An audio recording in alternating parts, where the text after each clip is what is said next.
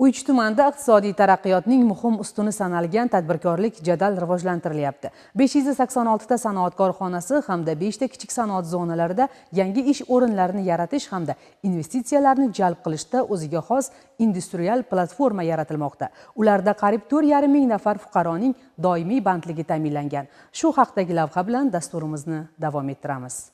Aytish kerakki, prezidentimiz tashabbusi bilan ilgari surilgan uycha tajribasi aholini tadbirkorlikka keng jalb qilishda o'ziga xos mexanizm vazifasini o'tamoqda. So'nggi 3 yil davomida ushbu tajriba doirasida 10 mingdan ortiq yangi ish o'rinlari yaratilgan. Tumanning Qo'rg'onchi mahallasida joylashgan mazkur tikuvchilik korxonasi 2018-yilda ushbu hududda barqaror faoliyatini yo'lga qo'ydi.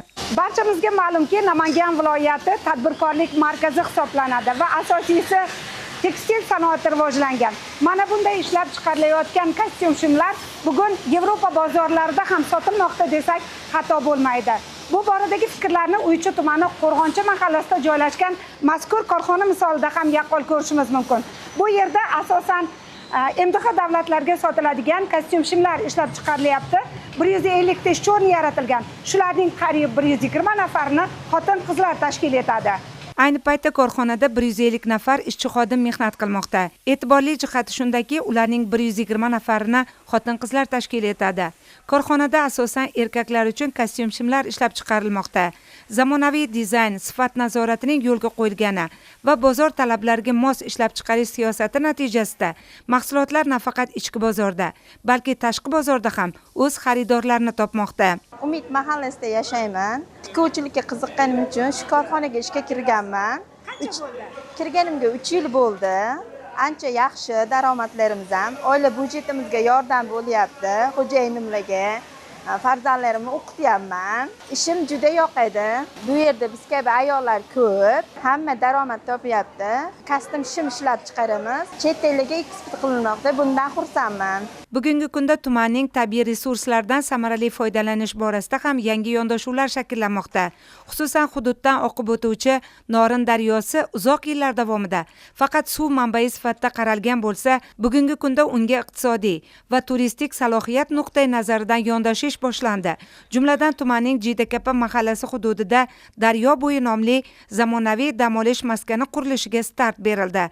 Loyiha doirasida ko'p funksiyali dam olish hududi barpo etish rejalashtirilgan. Bugungi kunda eng muhim talabi aholini bandligini ta'minlash, qolaversa aholimizga qulay yashash turmush tarzi uchun qulay shart-sharoitlarni yaratish hisoblanadi. Bugungi kunda Uychi tumanimizda ko'plab loyihalarni amaliyotga tatbiq etib kelmoqdamiz.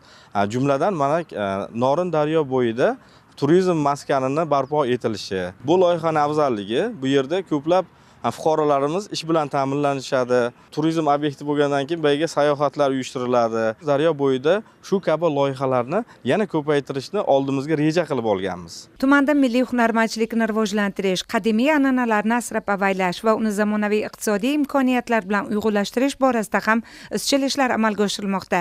Ayniqsa kulolchilik sohasida o'z maktabini yarata olgan hunarmand Abu Ali Saidillayevning faoliyati bu borada e'tiborga molik.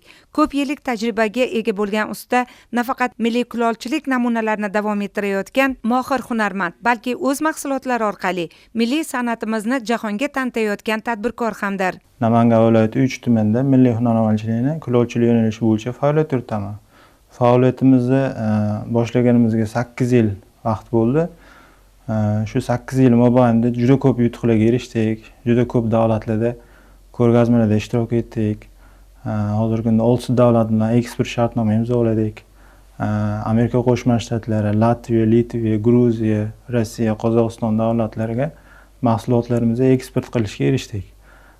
Asosiy maqsadim shu Uychi tumanida milliy hunarmandchilik, kulolchilikni rivojlantirish, yangi ish o'rinlar yaratish, shu tumanimizda turizm salohiyatini ozgina bo'lsa ham oshirishda o'z hissamni qo'shish. Muhtaram yurtboshimiz tomonidan yoshlarga, tadbirkorlarga, hunarmandlarga juda katta e'tibor berilyapti. Shu ko'rib turgan joytinani, yer maydonini shu kulolchilik ustaxonasi tashkil etish uchun ajratib berilgan. Hozirgi kunda 10 ga yaqin shogirdlarni shu hunar bilan band qilganmiz. Uychi tumanida amalga oshirilayotgan keng ko'lamli islohotlar hudud iqtisodiyotining kelajagini belgilaydi.